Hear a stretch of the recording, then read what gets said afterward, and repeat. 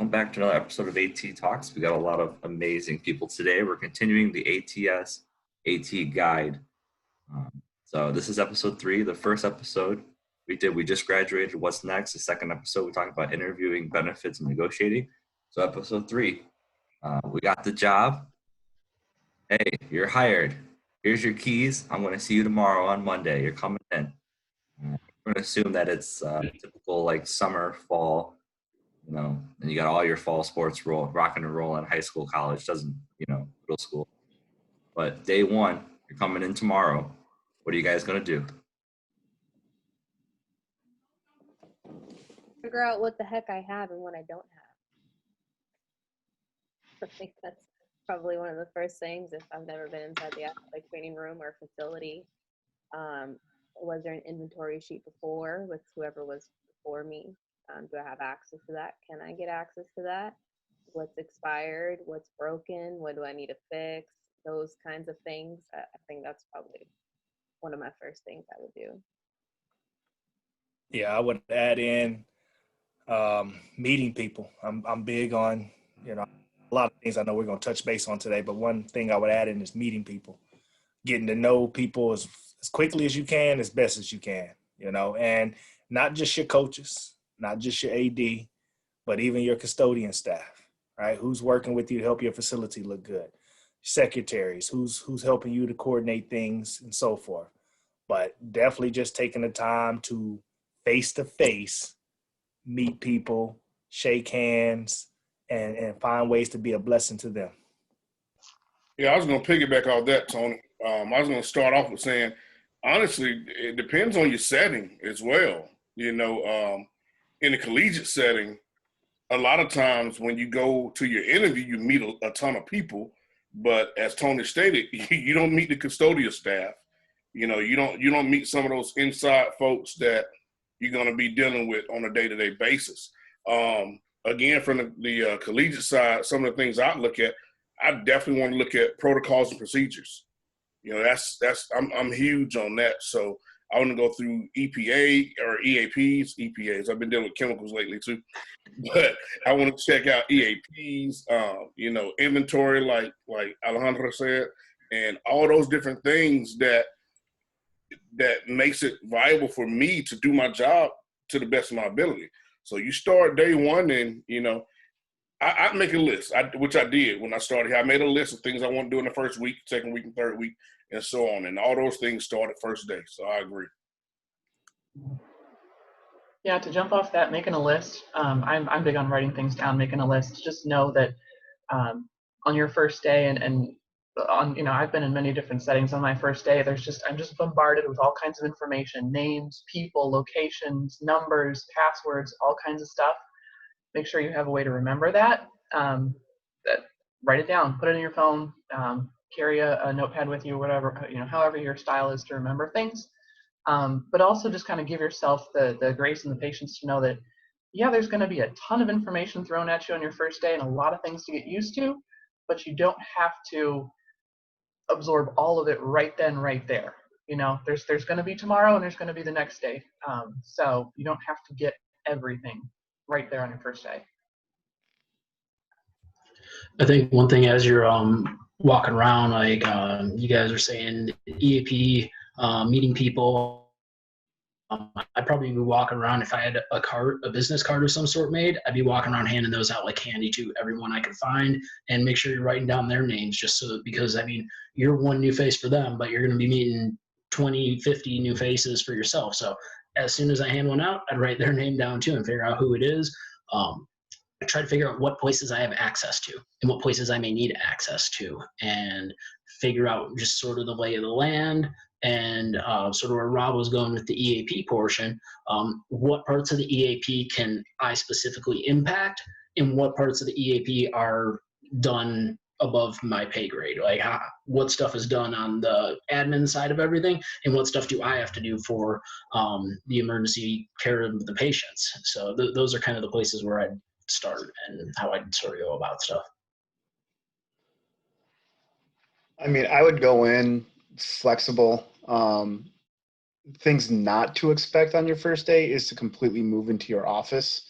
my first job. That's what I thought I was going to do. And then luckily I had a head athletic trainer. So basically he just grabbed me by the shirt and dragged me around. He introduced me to everyone.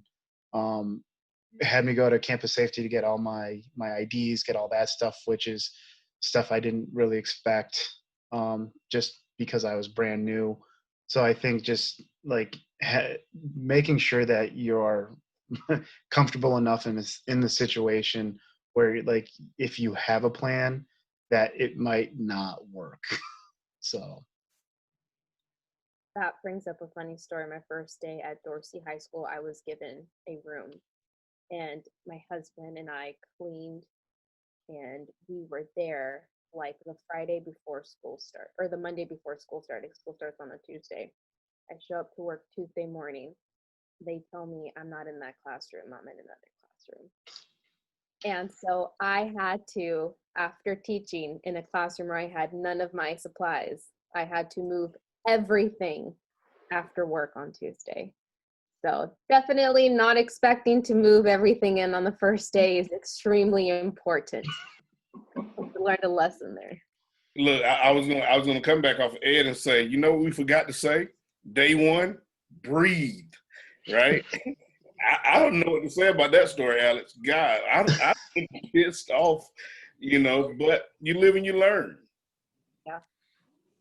I will say also, I know we're talking about all this day one stuff, but if any of you all actually have the luxury to come in maybe a week or two before you actually start date, I know it's sacrificing some of your time. I know you're not going to get paid for it, but it will ease some stress if you can come in, get just kind of read over your EAPs like everybody's been talking about, actually get the resources of your policies and procedures and give you about a week or two to kind of read and review. If you have that luxury, if you're not just, thrown right in, I would definitely recommend that. Another thing that I would just add, because I know we can all jump on policy and procedures, but just coming in and learning the culture. Taking some time. I think sometimes as athletic trainers, we want to come in, we want to do what we've learned. But before you start that route, I would definitely just think about trying to learn the culture and learn the expectations of your athletic department. Yeah, I agree to you. That actually happened to me, and this is when I did an internship at LaGrange College months before I started working here. And my first day as an intern, I walk in on that first day, I took my deep breath, right? And I'm sitting at my computer and I'm actually going through policies, procedures, EAPs, all this type stuff. And then I hear a kid come through the door. And I mean, that first day I'm at work, like I'm working. First practice I had to cover was basketball practice. And the gym wasn't adjacent to where my office was, two different buildings. So a kid came through the door and he just walked in. I had my back to the door, which I hate. So I turn around and look at him, and I'm just waiting on him to kind of tell me what he needs, because I'm used to them coming in, they sit down, I go over and I question. No, he walked straight over to the high drop, got his pad, got his packs, sat on the table, put his heat on both knees. That was it. And I'm like, I'm used to doing that, because coming from the program I was in, we did it all. All they did, they come in, we evaluate, they stay on the table, we get whatever we need, and then, we service. He came in and serviced himself, and I'm sitting there like,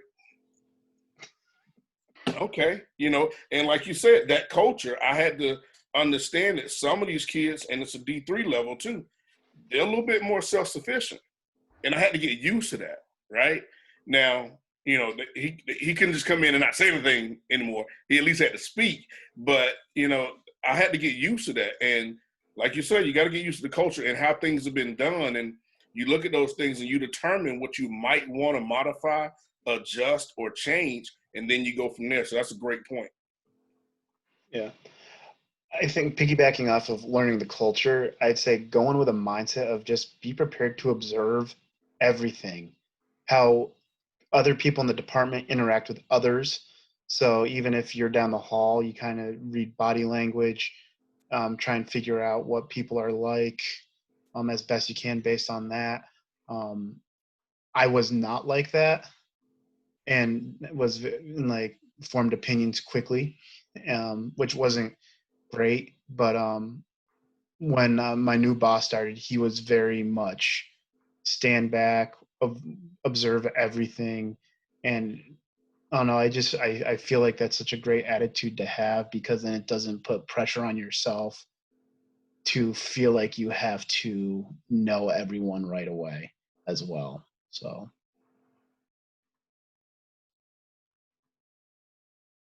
And to add to the culture, even thinking about your coaches, if you don't take the time to figure out who they are, how they operate, and you're just trying to come in and do you, you can find yourself creating a lot of friction. You can find yourself creating some small battles that are not worth it. You're the one that's new. If you have a coach that's been there for 15, 20 years, they have their expectations too, whether it was good expectations of AT or bad expectation. But if you don't take the time to learn what they expect of you, you don't take the time to learn, how you can navigate within their system, it can be very challenging. So that's, again, it's more than just day one. Obviously, it's going to take weeks, it's going to take months, but that is just something I think is important for us to really do, is just like Ed say, just observe, pay attention, and just learn how people operate first. I've definitely been in that kind of situation, Tony, where I go in and I meet all the coaches, and I had one or two that are like, "Oh, that's the new trainer." That's their words, not mine. that's that. That's my new enemy or whatever, because they have this notion of the previous person they didn't have a good relationship with, and just know that you might encounter somebody like that. You're not going to get along with everybody on the very first day, and that's okay. Um, None of it's your fault, of course, but it's an opportunity to improve that relationship. Just observe, take it all in, take it for what it is, and then work to leave them with the impression of you. Even if it is, hopefully it is better. Yeah, it's a great time though, Andrea. At that time, I mean, you have a chance to set the tone. Yeah. And you can let them know right off the bat. I don't know what you guys are used to. But that's in the past. Let's move forward. This is how I like to work with coaches. This is how I work with my athletics administration. This is how I work with my student athletes. So it should be a clean slate, and that should be a great time to start fresh. But unfortunately, that those situations do occur. And a lot of that comes back to what Tony said. You need to get out there and just start. Hi, this is who I am. I'm here now. I'm Tom. I'm happy to be here. Hi, coach. Hi, coach. Hi, coach. Hey, nurse. Hey, principal. Hey, AD. Hey, maintenance. Hey, custodial. Hey, this. You got to get out. You can't just be sitting in your room like, I'm here now. And hi, everybody. I'm going to take care of you. No, you got to get your butt out there and talk to people and start building some type of relationship. And I would say be careful. Like, 'cause there's going to be lots of little battles, lots of little fights that you can blow up. Worry about that crap later, and be careful what you say. You're going to go into these cultures where everybody knows everybody. You're going to be like, you can say something about the football coach because maybe you're battling with them, and he's going to be like, well, all my friends are these other coaches, and then you just made a whole lot of enemies. Yep. Or like a kid, like, oh, yeah, coach does this and that's not right, and then all of a sudden the coach, you got 50 kids against you for football or something. So just be super careful, take one step at a time, breathe, and you definitely have to know where your stuff is. Because when I came to East Chicago, the culture there was very much, if you're not using this kind of thing, well, then we'll use it. So the sports medicine stuff was everywhere. So I had to go out and find that, get pieces. And as I got more keys and opened more doors, I would open a door and be like, oh shit, there's stuff in here. Oh man, there's more stuff. And then all of a sudden you're like, oh, this is all mine. Sorry, it's sports medicine. You just build it as you go. no, and that's what my boss did a great job with. So my first day was a Friday, because that's when August 1st happened to be. And so our supplies for the year got delivered over the weekend. So Monday we came into our room full of all our stuff for the year, and he's like, put it all away. And he worked with us, but it was one of those, okay, so where does all this go? This goes here. And he showed us. So we learned, because it was me and three other coworkers on a staff of 4 that were new that year. So that was a great experience for me, because then he also said, if you guys can think of any other way you would like this stored or for organizational purposes, let me know, we can change. So like right away we felt kind of empowered with that as well, but we learned where everything is and what we had. So And Yeah, hopefully, that's one of the easiest ways to learn where everything goes is suddenly you've got a whole order you got to put away. yeah. I like that part hopefully, about fall.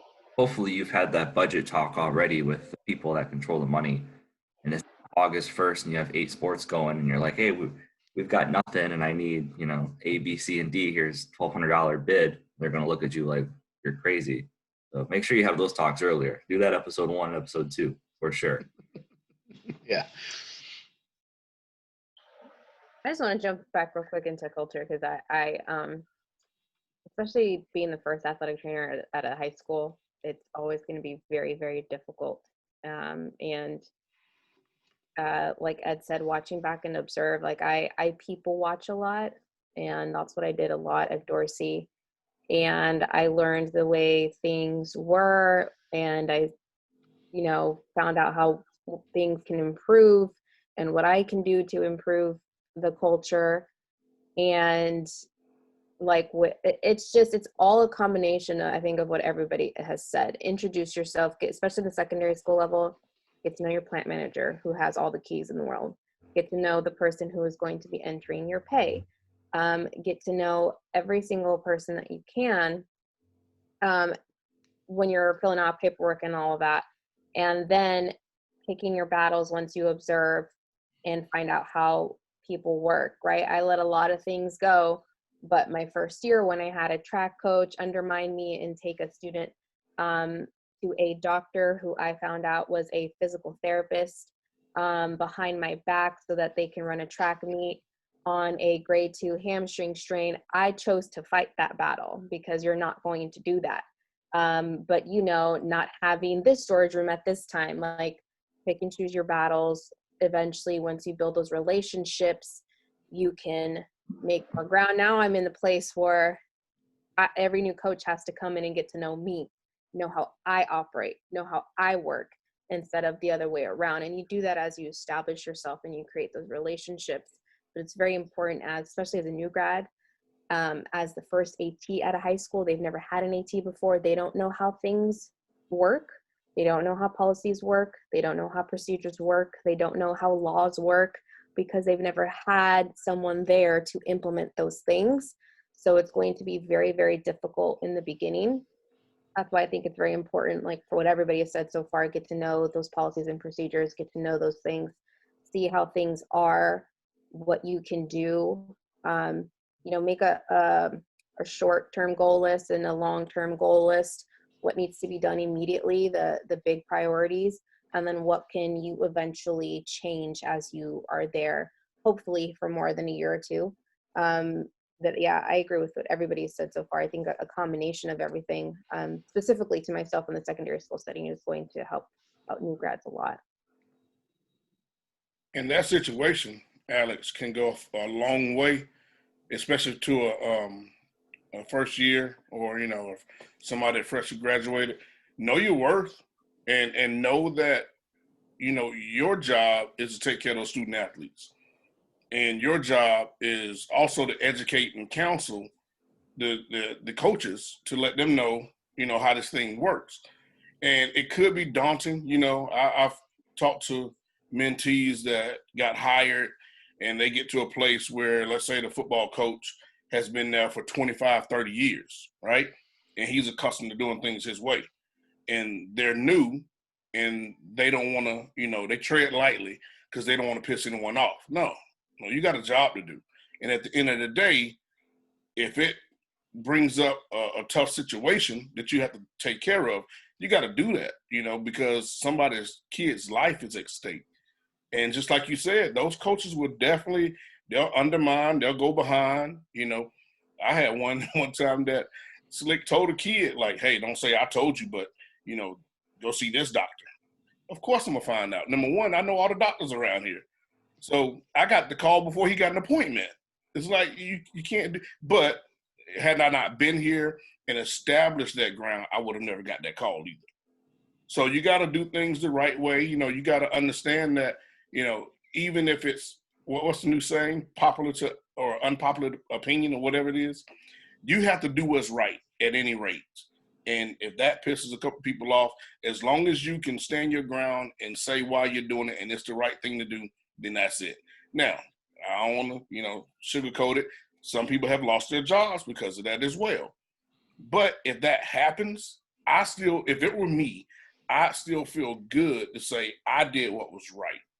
Number one. Number two, I'm going to lawyer up and we're going to go to court. But I did what was right, and in every situation, as long as you do your job and what's right ethically and morally, you shouldn't have to worry about anything else. And that's tough for first years to do. That's tough for any young AT to do.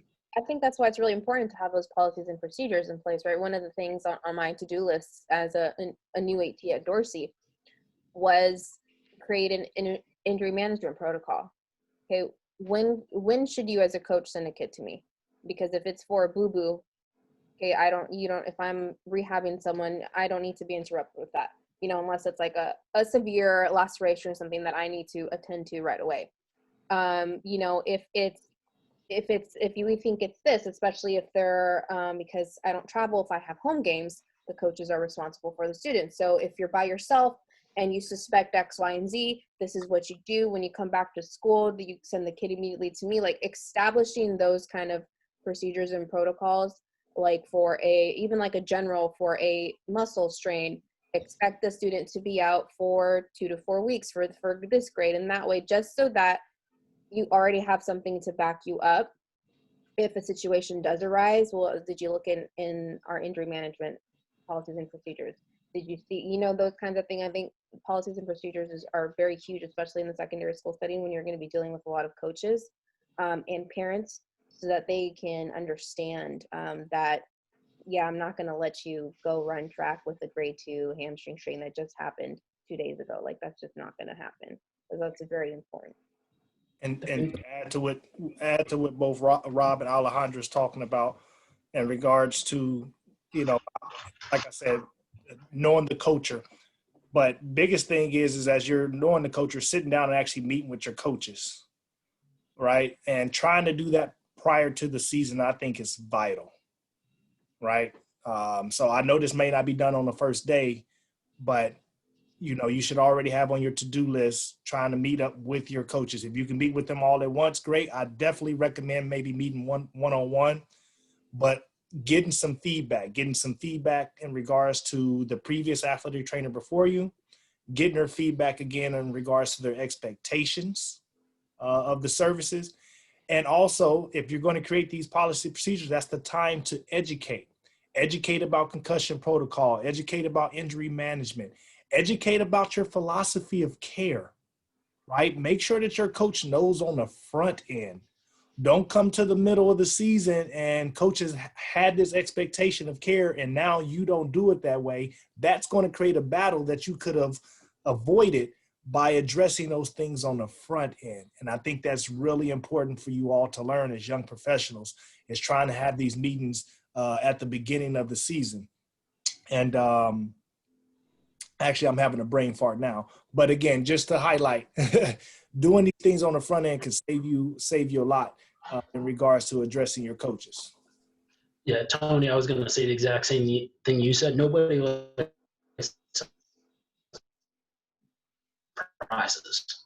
Nobody wants to be surprised with how you're going to be acting in the middle of the season. So like, hey, here's tell me about what you guys have done. But like, this is my experience and sort of what I'd like to implement here as we're moving forward. And just let everyone know what the page is. I mean, working in the secondary school setting, I learned really quickly. Parents don't like to be surprised by kids coming home with crutches or slings. Call them. And that might be one of the things you find out the first day. How do I get information for all my kids' contact? How do I contact my kids' parents if I need to? Like, do I have to depend on the kid to give me the correct number, or is there a place I can go to find that stuff? Throwing those expectations out there to the coaches, and just so that they have an understanding of where you're coming from. And I mean, I think Rob said it. They need to understand that your interest is in the patient. Nothing, nowhere else.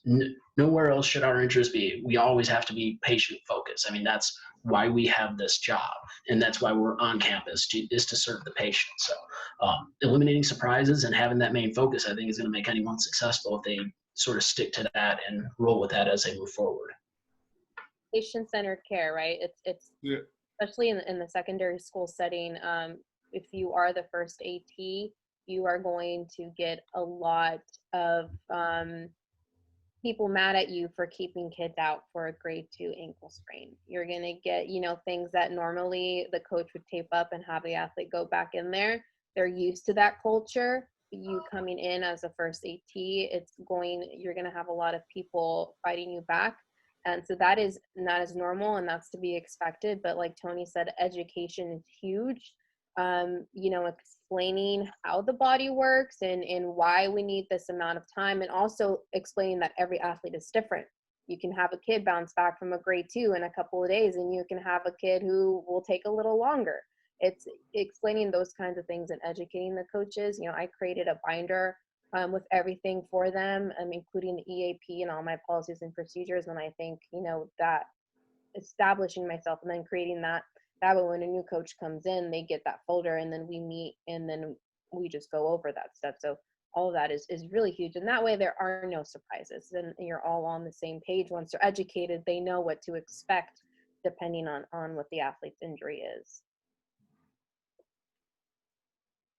I think Rob said it best like 10 minutes ago.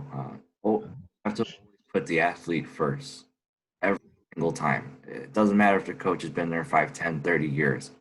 Athlete first. When the athlete's over, take care of them. Make sure they're healthy. Make sure they're safe. And if you're getting pushed back because you're making sure those athletes are safe and healthy and performing well, and you're under fire because of that, then maybe this is not an organization you want to work at. Maybe this is just a foot in the door. You pay some of your bills, and now you're going somewhere else. And I think that's okay. You don't have to suffer through that abuse. Go ahead, Alex. Now, I just say we know it's hard, because I can already hear people saying it's not that easy. I shouldn't I can already hear people we know it's hard. We know it's difficult. As a new grad, we know it's really hard. Oh, yeah. I think like how you said, Tom, just hold your ground. If you're noticing these kinds of things at your first job, day 1 or week 1, then it's okay to be frustrated. It's okay to be mad. It's okay to deal with all these feelings and these frustrations. And I think that's why it's so important to have mentors that you can vent to. Having people to vent to and to text and to hey, I'm in this situation, can you assist me? Those things are very, very important, because it's not all rainbows and butterflies. You're not going to always win coaches and stakeholders over, and I am very aware of that, and that it's one of the reasons why people leave their jobs, and it's horrible. But once you find that job and everyone supports you and things work out well, you won't want to leave it, and you'll see that everything will be worth it at the end of the day. And that's why it's super important for you to have that long conversation with your AD or whomever your supervisor is, because I need to know if it comes between me and coach, whose back do you have? I need to know if you're going to allow me to do my job as best as I can, because every day of the week, 365 days a year, if it's between what coach says and my job treating and doing the right thing for the student athlete, coach is going to lose every single time. And I need to know from my AD, my supervisor, whoever that is, do you have my back in that? Because I've had mentees. I've actually had a former assistant who was with me for many, many years and ended up leaving, right, for different reasons. Actually, if they watch this, they're going to know exactly what I'm talking about. But anyways, they had to leave because, their husband got a new job, and they went to work at a place that they were familiar with, and had an issue with a coach telling them, well, we don't have to listen to what you say. That's a suggestion. And then to have the AD tell them, yeah, the coach is right. I got to go. I can't work here because we're going to fight every day. If you tell me what my medical advice is to you and a student athlete is merely a suggestion and not, Yeah, I'm looking at your face, Alex.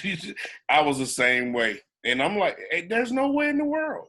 So you have to have that conversation with, your AD, your supervisor, your principal, whoever's the person that you go talk to, because they should be in the meeting with the coaches first to let them know, hey, this is Rob. He's the medical provider. Whatever he says about an injury, that's it. That's Bible. And if they don't do that, it's going to be tough. Documenting those conversations too. No doubt. Now, your first day, do you know what documentations you're going to use?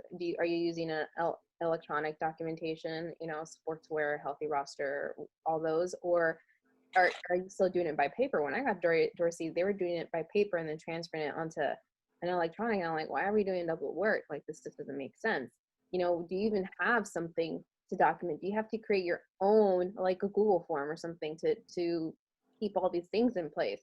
And documenting everything, every conversation with the parent, every conversation with the coach, every conversation with an AD, especially if they go that way.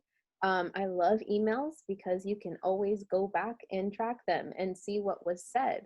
So, figuring out ways how to document things to cover your own ass in situations like that. Because then if anything has to go the legal route, you have things that will back you up. And that will say that, they're wrong and you were right. Look, my notes in sportswear can get so long because I'm typing in quotes. I'm typing, a kid comes in on Monday and, reports ankle pain, right ankle pain. And yeah, I did this 2 weeks ago. I'm like, well, why didn't you come in 2 weeks ago? I didn't think it was that bad. Oh, all that goes in. I am documentation Nazi because you have to. And like you say, you got to cover your own butt. And, I've been in a situation before where the documentation wasn't where it's supposed to have been. Now, luckily enough, it didn't get that bad, but I tell folks all the time, my assistants hate it because I tell them, I'll go back and read a note. Nah, I need more information. You have to document it all. And if you feel like, I tell them, look at it this way. If we had to bring this to court, would this get you off? Would this be enough information? And if the answer is no, you need to type some more. I have a question for y'all for documentation because, like medical terminology, medical abbreviation was still to me in undergrad and writing notes and stuff. But then I found as I'm dealing with, especially in the secondary school setting, my administrator has to see my notes to import into our district system.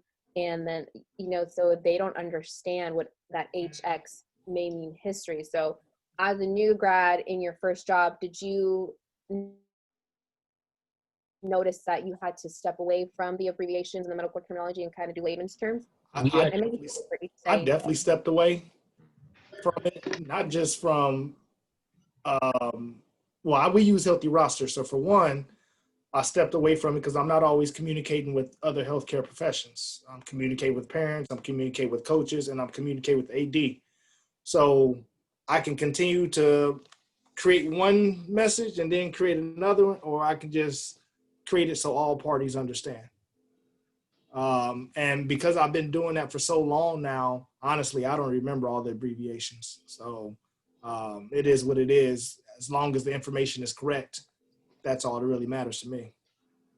Yeah, I'm sure it's different in the collegiate setting, but I mean, that's what I ended up finding in the secondary school setting. I ended up knowing that non-healthcare professionals would have to look at this because of the way our district works and they don't know what the heck I'm saying. So I would have to end up typing everything out like in normal English language. We had a different form that went to our district compared to what we kept for our company. So when I wrote the district forms, definitely was a little bit more regular layman's terms than what I would write on a normal evaluation that I'd write. But I sort of, like I said, they said the same thing, but they were written two very different ways. And I have for myself, I do a little bit of a hybrid, to be honest, because on my staff, we're all looking at those notes and sometimes they can get long-winded, right? So if it's something that I think is easy to depict by, a layperson, then I'll leave it. Like if I say right shoulder and I just have RSH, Of course, I'd leave something like that. But if if I got DX, PRX, yada yada yada, now I try to type those out. And so for what I did, we use sportswear, right? So on sportswear, and I think a lot of the other platforms use as well. I can go in and I can create the abbreviation, right, as a quick code. So I'll put DX equals diagnosis. So we still type it the same way. I'll type DX, but in the note it reads out, it spells out diagnosis. So I try to do that as much as I can, and that helps us out a little bit. That's interesting. I don't think I've come across a situation where I have to change my documentation style for somebody else. I mean, I keep good records and I use a pretty good amount of medical shorthand and that kind of thing. I have had to explain things to other people that don't have a medical background. I have to explain to the athletic director what's going on. I have to send an email to school nurse of, hey, this is what's going on. And that's where I do change my language, but I still have that base of, I have a written report, SOAP note, whatever, that has all that medical terminology in it. So that's kind of interesting that you guys have to, either use two forms or change your documentation style. Yeah, I think it's more so of habit because, like for me, that's what I do it in case we have to send it somewhere. And now because I have to report all of my injuries that go to a doctor, to the insurance provider, I submit those forms. And I don't want to have to submit it once and then have to resubmit it. So again, on our side, we can see the shorthand, but when I email it or forward it to them through sportswear, they can read it all out and they never have an issue at all. Yeah, that's a great point, Rob, because that's what someone told me one time when I brought up the same conversation. And they were like, well, if you take this document to court, are they going to be able to understand and read it verbatim? So you should be very detailed and concise and make sure that it's understandable and the document can be held up in court. Yeah. And, and I hate that we have to have that conversation and say, if this goes to court, but hey, it happens and you got to be ready.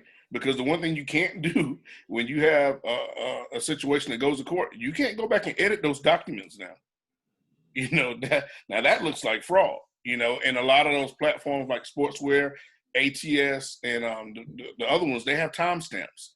So if I created it on September 3rd, and then I go in on December 14th and edit that, it's gonna tell them that. So I try to tell them, be as thorough as you can. Now, if you have to make an addendum, then you do it on whatever date it is, and you say, look back at this date, here's the change. But you never go back to re-edit something that you're about to send to court. Yeah, I've done that on paper too. The term I use when I say I have to cross out something or change something, I will put my initials next to it and the date that I am doing that change. To say that, hey, that yes, this is different, but I can explain why.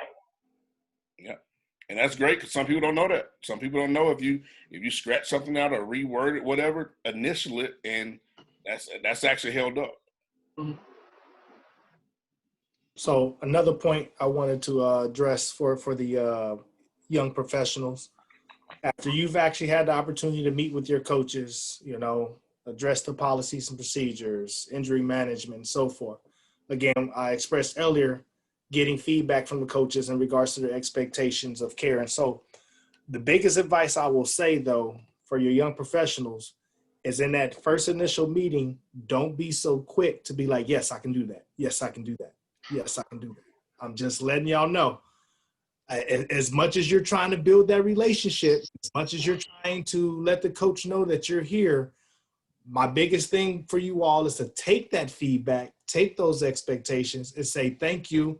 I appreciate your time. I'm going to go back and sit down and reevaluate everything.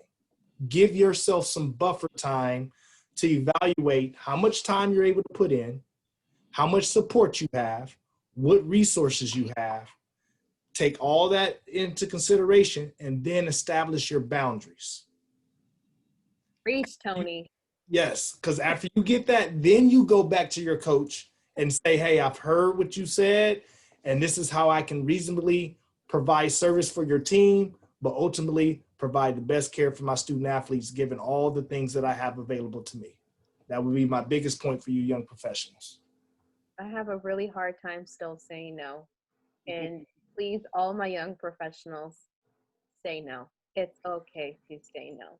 You will burn yourself out real quick if you try to fix every problem, say yes to everything. Like, it's okay to say no. Trust me. Learn from all of us. It's okay, and me. It's okay to say no. It's okay to create those boundaries.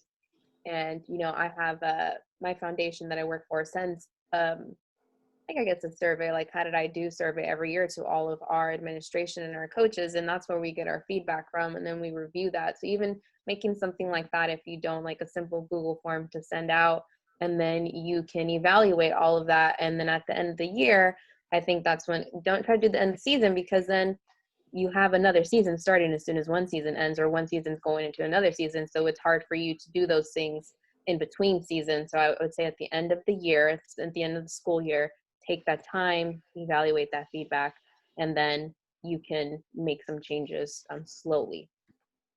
But I do want to point out the great thing that Tony said though about how you do that, because in that meeting, you don't want to say yes, and in that meeting you also don't want to say no.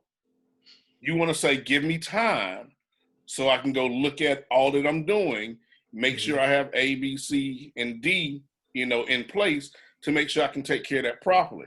Because I'll tell you now, I'm like you, Alex. I everything that, I got it. I can do it. Look, to this day, y'all, I've been there for almost 20 years. I fill up the Coke machine in the athletics department building, only because the guy before me used to do it, right? So he used to do it, and then when I took over, the AD says, "Hey, so he had a key to the Powerade machine, and when the Powerade guy drops all the drinks off, he would just throw them in there. You think you can still take care of that? Yeah, sure, I got it." Yeah, to this day, I still do it. 20 years later, still 20 years later, and people are like, and then they come to me, "Rod, the machine's broken." So the machine took my money, and look, I just put the drinks in. I'll put it on the injury report. Sorry, coach. Hey, Ed, what'd you want to add there? No, so I was basically going to say exactly what Rob said. The only thing I was going to add on to that is on day one, it is very easy to say yes because you are excited, you are not breathing, so you're not thinking straight as well. So it's just everything goes a mile a minute. So try and slow yourself down to try and slow everything else around you, because it does. That first day, 8 hours feels like 5 minutes. So, and then the only other thing I wanted to say is that you only have one shot at a first impression, and you probably only know 4 people there because they were probably the ones that interviewed you.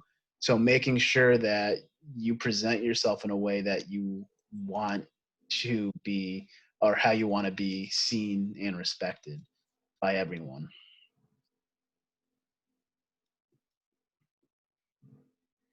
Oh, there was one thing I forgot to mention earlier that I thought about earlier when the topic came up. There are a lot of people that have trouble remembering names and remembering people. Take notes.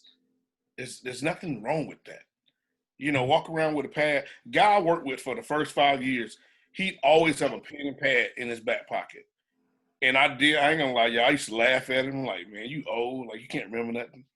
And because I was young and I got, I'm cursed. I got a photographic memory. So some things I want to forget, I can't forget them, right? But now that I'm getting older, I got a pen and a pad now. but it's okay, take notes. If you meet somebody and you have trouble with names, so-and-so in office 136, write down notes so you won't forget that stuff, because it is important. And it looks bad if you don't remember. I will study headshots. So like even on like my college's website, I will look up and hope to God someone has their headshot up so I know who they are next time I see them. So Now, that being said, Ed, every school has a website where people are up on there. One thing we talked about in D8 a while back, I think it was Dr. Bennett brought this one up. He's like, every AT should be on their school's website. find out how to get on there.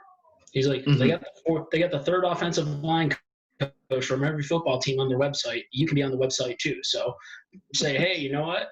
I want to be a part of this team. How do I get my? Do you guys need a headshot from me? Do I have to go about that on my own to get a headshot so we can put something up there just so people know that we have an AT at this school? Like, let's advertise that we're doing things to try to take care of our student athletes over here. That might be something, not a battle you probably take care of day one, but something as you're getting going, like, hey, how can we facilitate this to get me on the website, make me a part of the actual school community, and just become a part of that school community? Because, I mean, those are the people you're working with and those are the people you're serving.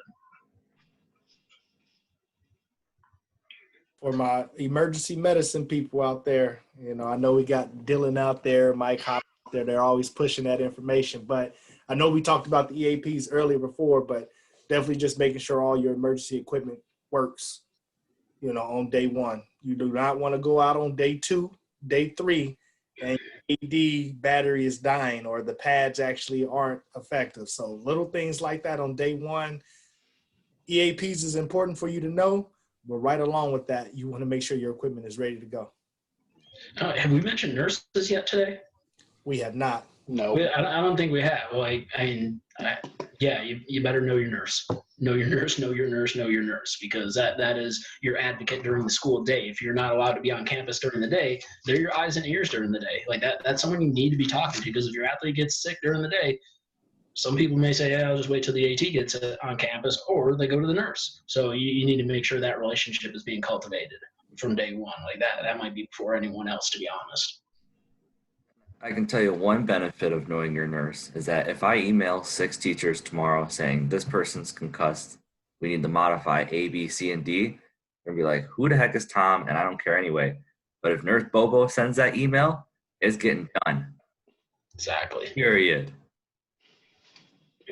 Nurses and counselors, another important one with the whole push for mental health, EAPs, and all of that stuff. We gotta go beyond the gate that separates the school from the athletic facilities. Like, we gotta be willing to walk past that gate and start talking to people.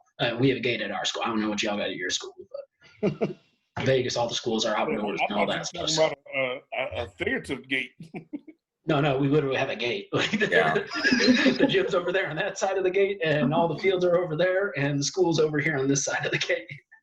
That's really important, Mark, because I had a situation with an athlete who is a collegiate athlete currently and just graduated, but we had a mental health crisis, and I had to reach out to his academic advisors, his counselors, because I couldn't get a hold of his athletic trainers. And even at the secondary school setting, some kids, they build this relationship with those counselors, and knowing those people. And if you have an athlete dealing with something or struggling with something and you haven't built that relationship with yet, but there are other people on campus that maybe have, like, knowing those people, it's extremely important, because that academic advisor was able to get in contact and head over to that kid's apartment, and we were able to intervene. So that those relationships, the school nurse, the counselors, academic advisors, all of those people who deal with the students on a daily basis before athletics is really huge. Another thing just to add in, I'm just adding in thoughts. I'm thinking about my first day. That's fine. That's fine. We're in the first 9 months now, but it's all good. I know, right? Going back to the first day, man, go have fun. Go do your thing. All that stuff that you learn, that first ankle that comes in, that first whatever, go have fun. Enjoy yourself, man. I remember my first day. Actually, I remember my first day at grad school, and I know this ain't first day of job, but as a grad assistant, I feel like that was a job. The director was like, hey, here's an ACL case. He's coming in. He's about, 3 months out. He's coming in with these conditions. Go down to the training room and figure out what the resources are and develop a rehab plan. And I remember initially like, man, you just gonna give this one to me, but at the same time, I went down there. I actually, being me, I went down there 2 hours prior to knowing that I was supposed to start. Got the, figure out where all my resources at, what I got, sat down, started writing out a plan, and had like 2 different plans because, again, I didn't know exactly who this athlete was. And when the athlete came there, don't rush. reevaluate the athlete yourself, right? Take your time, get a good grasp of what you're truly dealing with, made the modifications to the plans I already had written out, and I had fun. Made a good impression with that athlete, good relationship with that athlete, and that just obviously boosted up my confidence, but, you know, got the ball rolling. So have fun and enjoy yourselves.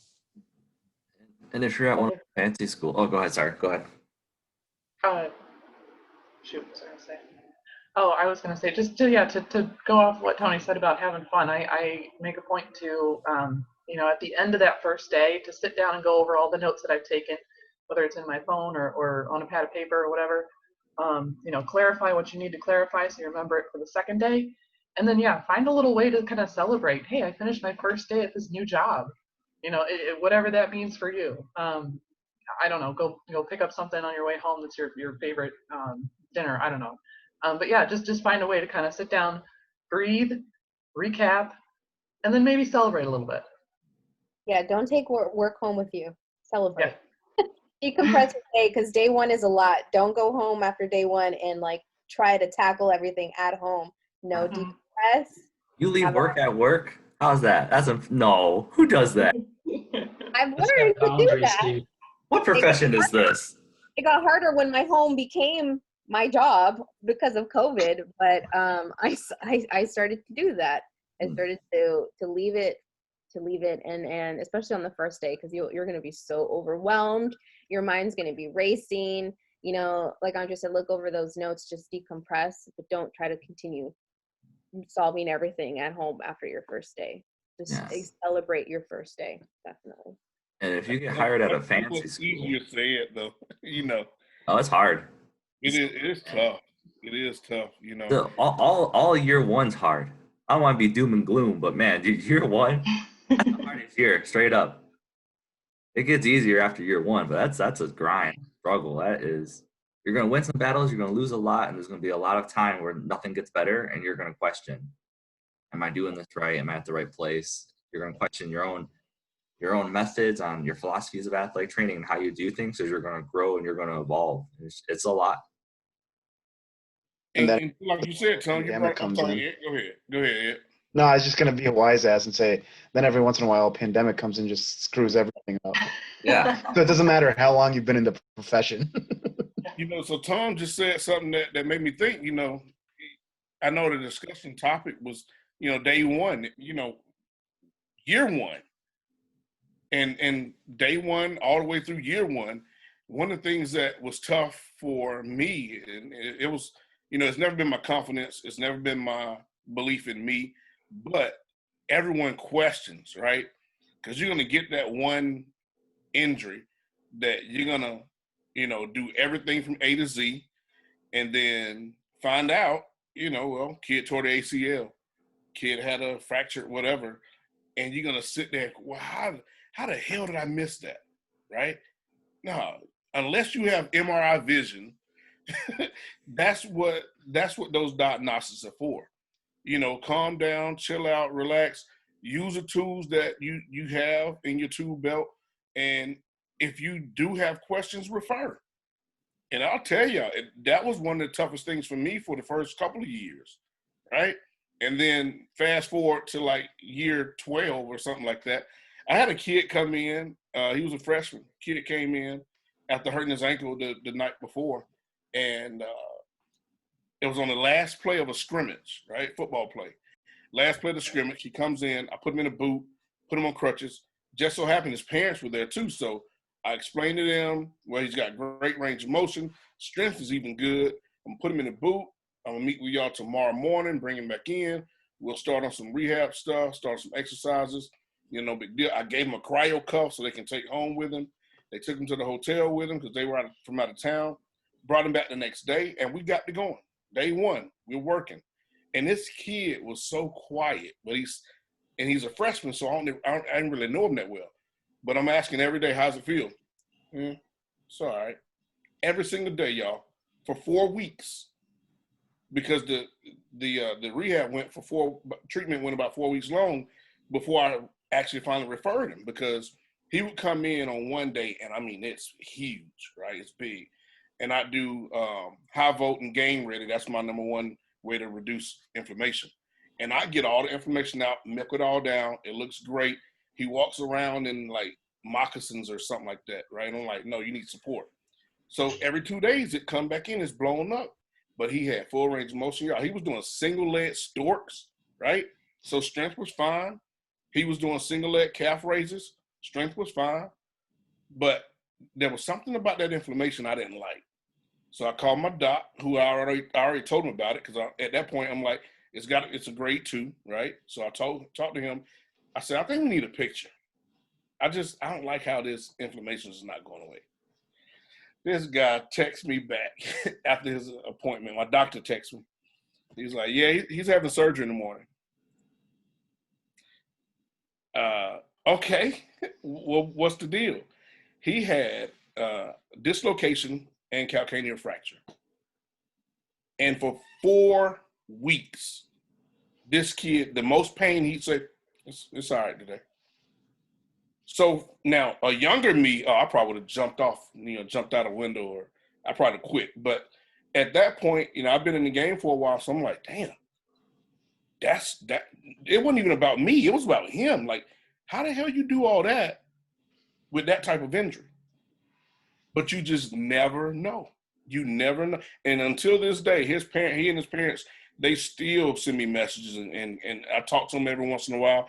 He's actually, he was trying to be a PT, but now he's a personal trainer. But that was one of those crazy deals, man. His mom's like, he did the same thing when he tore his ACL in high school. He played the last 4 games on a torn ACL, never said a word. And you have to understand as a young professional that those things happen. And that's not your fault that you missed that, because everything you did in your facility didn't show towards what was found. And that's okay. But that's important that you said you never know. Like, realistically, we really don't ever know unless we get that imaging or unless someone cuts into there and finds out exactly what's going on. And we got to understand, like, you don't need to make a diagnosis the second an injury happens. You wait until tomorrow. It was one of my favorite terms, or one of my favorite things with some of my patients. Like, hey, you know what? Let's see what you're looking like tomorrow. Like, it looks weird right now. Let's see what it looks like tomorrow, get a better idea, and possibly go get some imaging after that. Because when stuff, like you said, when stuff doesn't seem right, you're like, you know what? We need to go there. Be willing to put yourself out there and say, you know what, I don't know exactly what's going on, and we need to be humble about it. Like, you don't know everything. Get over it. You don't. We talked about this the other night, right, Tony? Like, I think, number 1, referring is huge. Number 2, being okay and acknowledging that you don't know everything. I always keep this little wherever I go, my ortho exam book. I've had this with me since college because I forget a lot. You forget a lot. I have not been an athletic trainer from March, and I am going to be rusty as heck. So guess what? I'm going to be flipping through my book. I said the other night, my weakness is the hands. I can do knees, ankles, shoulders all day, but when you come to me about the hand and the thumb, I'm going to be, like Mark said, I don't, especially with high school students, I don't like to say what something is on that first day. And you have the parents asking, well, how long is it going to be out? And the coach is going to be asking, how long is it going to be out? And I'm just like, let's just give it some time. Let's see if the swelling goes down, and then we'll come back to and we'll reevaluate on this day on Monday or something like that. I always like to say, this one feels different than that one. I was like, those don't feel the same. So we got to go with, they're not the same right now. We need to figure something else out from that point forward. Yeah. Like, if like I had a kid with I knew for sure it was torn ACL. Like, that thing just kept coming. But I was like, you know what? This just feels a little different. So why don't we get you an MRI, keep you in a brace, and we'll just wait till we get the results. And the results confirmed it. Because, like, you also got to think about, especially a high school student, if it's their senior year and it's an ACL, and the kid, like, if you tell that kid on one day you tore your ACL, you're done, and then they have to wait 3 weeks to get an MRI, like, that's a long, crucial, agonizing 3 weeks. So, knowing those type of conversations to have, and you'll learn how to do all that. And if it's not torn, oh baby, baby, you just lost all cred from that kid, their family, that coach. Like, you don't have to tell a kid exactly what they did. Hey, it feels different. We need to get a picture and let the picture tell us what happened. 100%. Like, like that has completely become my MO. Like very different change from when I was a first out of college to as I got old. That's just sort of Before we drift too far away, Oh uh, yeah. I think we need to do a better job as a collective, as a profession, that when you're referring out people, that does not diminish your skill set and your value. We gotta stay in our lane. We have to You know know, when to refer. because like when Tony mentioned earlier, everybody mentioned when we always have to prove our value. We always have to prove ourselves. Yeah, I can do that. Yeah, I can do that. Yeah, I can do it all. Come on, bring it over here. You don't have to do it all. You're an athletic trainer. That's enough. You're already enough. And if you need to refer some things out and you need some second opinions on some stuff or some PT help, that's elevating the standard of care for that athlete, and that's what should be done. 100% patient-centered care. And I was gonna say, going back to what Alex said, hey, if you gotta have your book right there while you're doing the eval, so what? Doctors do it all the time as well. You know, people think doctors are so smart and they know when you give them signs and symptoms, they know exactly what's wrong. Well, you know why you're sitting in the room for 25 minutes before they get there? Because they're in there researching your symptoms. Like that's the truth, though. But if you have to have your eval book sitting there going through your eval, first of all, I trust you more because now I know you're not going to miss something. Yeah. I trust that more, and that's okay. Folks want to be like, well, no, I got to know it right there on the spot. You know, no, you don't. No, you really don't. It also helps educating. Like when I have my books out and I, especially when it's a kid that's nervous and the parents are there, I explain everything, you know, as you're going, like these tests are to rule this out or to rule, you know, all these things as I'm going along, as I'm palpating, you know, this feels a little different. It shouldn't feel like this. And that way they're getting comfortable, but I'm not saying exactly what it is. And if you have those books out and then further explaining like the possibilities of everything, but waiting to confirm, because at the end of the day, you need diagnostic testing. Like I think that also will help the patient and the parents with being more understanding with what's going on, which is another reason why I always have my books out and stuff like that, because, you know, even educating the kids, it's fun because it's taking their mind off of their injury. So you're occupying them with other stuff besides their injury. Well, that helped build that special Mm-hmm. bond that we have with our patients, because we're taking them through everything. We're educating them. They know we're being legit. We're being upfront and real with them. And that's a component for that special bond that we have. And athletic trainers all over the world have that special bond with their patients. Yeah, and that's one of the things that most of my parents that, you know, I keep in contact with, that's the thing they tell me years down the road that they love about me. You kept it real. Like you were honest with me from day one. You know, if something was bad, you told me it was bad, but you gave me the good, the bad, and the ugly. You know, you didn't hide anything. You just kept it real. You were honest. And you got to be that way, because when you're not, you know, we all heard the saying, when you tell one lie, you got to tell another one to cover that one. Or if you're guessing, it's the same thing. If you're guessing, well, yeah, I think they might have done this, but why do you think that? No, you just be honest. Well, I don't know exactly, you know, how bad it is right now. That's why we got to get some imaging done. You know, on the good side, it could be as simple as this and it's minor, or the worst side, it could be as bad as this, which is major. And then you let the diagnostics tell the truth. And for you young professionals, when you don't know what the injury is, that's okay. I think one of the things you can at least identify is at least present bony, at least present soft tissue, you know, because at the end of the day, you're not going to treat, you know, a soft tissue injury too different, whether it's a tendinopathy versus a strain. You know, if it's soft tissue, you're still going to kind of have some of the same type of treatment plans. So even if you can't truly provide a diagnosis, say, hey, at least right now we do understand that we're dealing with a soft tissue injury.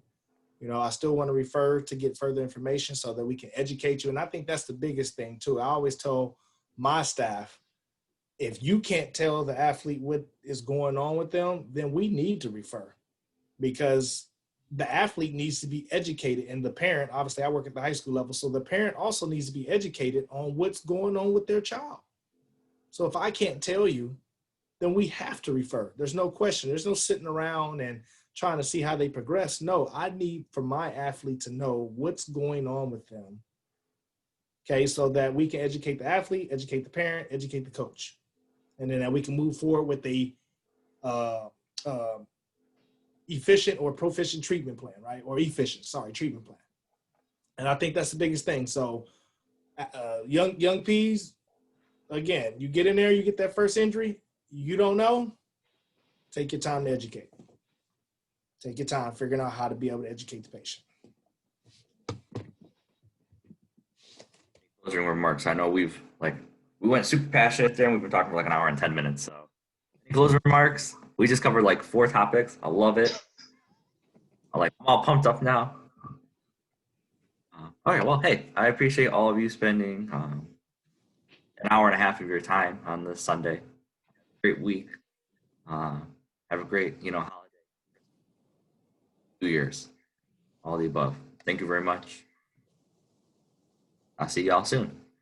See you next week. Good one, Tom. See y'all later. Thank you. Pleasure talking with y'all. Take care.